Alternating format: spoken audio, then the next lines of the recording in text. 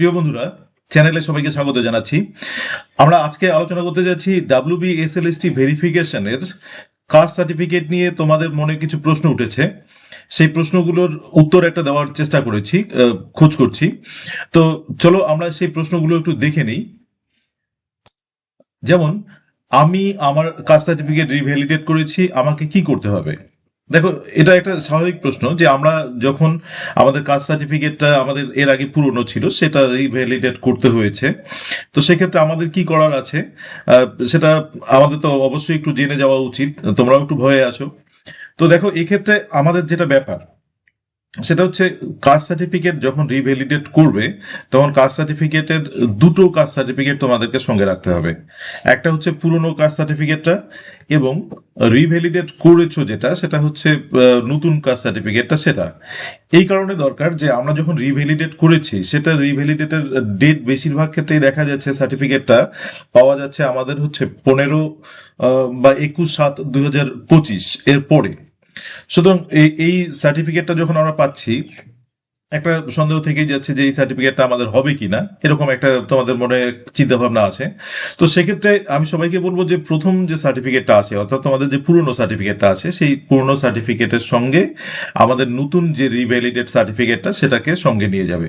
তাহলে আর কোনো অসুবিধা নেই। আমরা এর আগে যারা ভেরিফিকেশন করেছে তাদের সঙ্গে যোগাযোগ করেছি, তারা বলেছে যে অনেক সময় নতুনটা দেখার পরেও আবার বলছে যে তোমার পুরনোটা কোথায়, তখন সেই পুরনোটাকে প্রডিউস করতে হচ্ছে।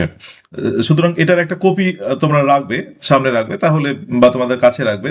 চাইলে তোমরা সেই পুরনো সার্টিফিকেটটাও দিয়ে দিতে পারো, যাতে সেই ব্যবস্থাটা করে রাখবে।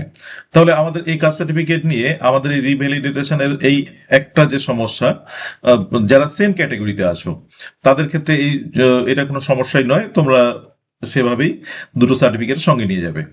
আচ্ছা, এবার দেখো আরেকটা প্রশ্ন, আমার কাস্ট সার্টিফিকেটে ক্যাটাগরি চেঞ্জ হয়েছে, আমাকে কি করতে হবে? দেখো, অনেক সময় আমরা জানি যে বেশ কয়েকটা ক্ষেত্রে কিন্তু ক্যাটাগরি চেঞ্জ হয়ে গিয়েছে। যারা ওবিসি এতে ছিলে তারা বিতে এসেছো, বা অনেকে ওবিসি বিতে ছিলে এতে এসেছো, তাদের ক্ষেত্রে এই ক্যাটাগরিটা চেঞ্জ হয়ে গিয়েছে। সেক্ষেত্রে কি করতে হবে? দেখো, সেক্ষেত্রে এটা কিন্তু একটা অফিসিয়াল অর্ডার যে আমাদের কাস্ট সার্টিফিকেটের মধ্যে এই মানে কাস্টগুলো চেঞ্জ হয়ে গিয়েছে। সুতরাং এটাতেও টেনশনের কিছু নেই। তোমরা ভেরিফিকেশনে যাবে, তোমাদের যে পুরনো সার্টিফিকেটটা আছে যেটার মধ্যে তুমি ওবিসি এ বা বি ছিলে, সেই সার্টিফিকেটটা নিয়ে যাবে, এবং পরেরটাও সেই সার্টিফিকেট বর্তমানে যেটা আসো রিভ্যালিডেট করার পরে সেই সার্টিফিকেটটা নিয়ে যাবে। তাহলে তোমার এটাও আর কোনো সমস্যা থাকছে না। অর্থাৎ এই দু ক্ষেত্রেই কিন্তু তোমাকে দুটো সার্টিফিকেট করেই নিয়ে যেতে হচ্ছে। আর এটা নিয়ে দুশ্চিন্তার কিছু নেই, ভয়ের কিছু নেই। কারণ সার্টিফিকেট চেঞ্জ হতেই পারে, সার্টিফিকেট চেঞ্জ হয়ে তোমার কাছে আপডেট সার্টিফিকেটটা থাকবে, এটাই স্বাভাবিক। কিন্তু আপডেট সার্টিফিকেটের সঙ্গে পুরনো সার্টিফিকেটটা জাস্ট একটা মিলিয়ে নেওয়া, ওনারা সেটা কিন্তু চেক করে নেবেন। আচ্ছা, আর একটা প্রশ্ন হচ্ছে, দেখো সার্টিফিকেট এডিট করার সময় সার্টিফিকেট নাম্বার দেওয়ার জায়গা ছিল না, অনেকে বলছে নাম্বার লাগছে, কি করব? তাহলে দেখো, এবার এটাও একটা ব্যাপার যে সার্টিফিকেট যখন আমাদেরকে এডিট একটা অপশন দিয়েছিল, এডিট মোটামুটি সবাইকে এডিট করতে হয়েছিল। এবার সেই সার্টিফিকেট নাম্বার দেওয়ার সেখানে জায়গা ছিল না। আচ্ছা, এবার নাম্বার লাগছে অনেকে বলছে, আমরা ভেরিফিকেশনের সময় শুনছি যে অনেকে বলছে যে নাম্বারটা লাগছে। তো এক্ষেত্রে কি করব? দেখো, এখন অব্দি যে খবরটা পাওয়া যাচ্ছে যে সার্টিফিকেট এডিট করার সময় আমরা সার্টিফিকেটটা দিয়েছি। এবার সেই সার্টিফিকেটটা দেওয়ার সময় সেখানে নাম্বারের জায়গা ছিল না, এটা স্বাভাবিক, এবং আমরা বেশিরভাগ ক্ষেত্রেই দেখেছি যে নাম্বারের জায়গাই ছিল না। কারা নাম্বার দিয়েছে এটা এখনো বোঝা যাচ্ছে না যে সার্টিফিকেটটা আদৌ তারা নাম্বার দিয়েছিলেন কিনা, না শুধু আপডেট করেছিলেন বা এডিট করেছিলেন। আচ্ছা, তো এবার হচ্ছে যে তাহলে আমাদের অনেকে বলছে ভেরিফিকেশনে নাম্বার লাগছে। দেখো, অ্যাপ্লিকেশন ফর্মটা যখন তুমি ডাউনলোড করবে, তোমার অ্যাপ্লিকেশন ফর্মে যে ক্যাটাগরিটা আছে, তুমি এসসি হতে পারো, ওবিসি হতে পারো, ওবিসি বি হতে পারো।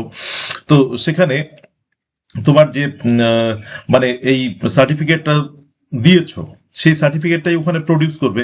এবার দেখো, নাম্বার যদি না দিয়ে থাকো বা না দেওয়ার জায়গা থাকে, তাহলে তো তোমার কোনো ব্যাপার নেই। তো তুমি কোথা থেকে তাহলে নাম্বারটা দিবে? তাহলে নাম্বারের প্রশ্নটাই আসছে না। এবং তোমাকে যেটা করতে হবে, তুমি যে অ্যাপ্লিকেশনটা পাচ্ছ সেই অ্যাপ্লিকেশনটা নিয়ে কিন্তু তুমি ওখানে হাজির হবে। এবার সেখানে গিয়ে দেখা গেল তোমার সার্টিফিকেটটা দেখতে চাইলো, সাধারণত দেখতে চাচ্ছে কিন্তু যে তোমার সার্টিফিকেটটা তুমি যে বলেছো তোমার ওবিসি এ আছে না বি আছে বা এসসি আছে সেটা দেখাও। তাহলে তুমি সেই সার্টিফিকেটটা দেখালে, এবার যদি ওনাদের মনে হয় যে সার্টিফিকেটটা তোমাকে তোমার নাম্বারটা লাগবে, সেক্ষেত্রে ওনাদের যতটুকু করণীয়, অর্থাৎ নাম্বারটা যদি প্রয়োজন হয় তাহলে ওনারা কিন্তু নাম্বারটা নিয়ে নেবেন। তো এটাই ব্যাপার, সুতরাং এটা নিয়ে ভয়েরও কিছু নেই, তোমাদের অযথা টেনশন করবে না এটা নিয়ে, বরং আমাদের প্রিপারেশনটা নেওয়া ভেরিফিকেশনের প্রস্তুতি নিতে থাকো, এই জিনিসগুলোকে সাজিয়ে। শুধু কাস্ট সার্টিফিকেট নিয়ে দুশ্চিন্তার কিছু নেই। যদি সার্টিফিকেটের মধ্যে ভুল না থাকে তাহলে তোমার মানে টেনশনের কিছু নেই, অর্থাৎ ইনভ্যালিড যদি না হয়। মাইনর মিস্টেক থাকতেই পারে, নামের মধ্যে মিস্টেক থাকতে পারে, সেটা এভিডেভিট করে নিয়েই প্রবলেমটাকে মিটিয়ে নেওয়া যেতে পারে। তো এটার ক্ষেত্রেও এই জায়গাটা আছে। আচ্ছা, এবার আরেকটা দেখো যে আমার কাস্ট সার্টিফিকেট ছিল না, নতুন হয়েছে, কি হবে? দেখো এখানে কিন্তু আরেকটা সমস্যা হচ্ছে যে কাস্ট সার্টিফিকেট তোমার আগে ছিল না, নতুন হয়েছে, সেক্ষেত্রে কি সেক্ষেত্রে কমিশনও যেটা চাইছিল, আমরা সেই জায়গাটাই বলছিলাম যে কমিশন চাইছিল কিন্তু হচ্ছে 21/7/2025 আগে তোমাকে অ্যাপ্লাই করতে হবে। তো যদি অ্যাপ্লাই করার স্কোপটা থেকে থাকে, তাহলে অ্যাপ্লাই যদি করে থাকো তাহলে সেটা তোমাকে প্রডিউস করতে হবে, অ্যাপ্লিকেশনটাই ওরা দেখছে, সার্টিফিকেটটা তো পরের ব্যাপার। তো সুতরাং যদি এই অ্যাপ্লিকেশনটা পড়া থাকে সেটা হবে, আর যদি অ্যাপ্লিকেশন করা না থাকে তাহলে তো সেটা একটা বড় লেন্দি প্রসেস, অর্থাৎ কমিশন কি করবে না করবে সেটা তো তার উপর নির্ভর করবে, বা এটা মানে কোর্ট কেসের উপর নির্ভর করবে। তো সেক্ষেত্রে কিন্তু এই কাস্ট সার্টিফিকেট যদি নতুন হয়ে থাকে সেক্ষেত্রে কতটা কি হবে এটা কিন্তু নির্দিষ্ট করে বলা যাচ্ছে না। এবার আরেকটা সমস্যা দেখো, কাস্ট সার্টিফিকেট রিভ্যালিডেট করেছি কিন্তু সার্টিফিকেটটা এখনো হাতে পাইনি।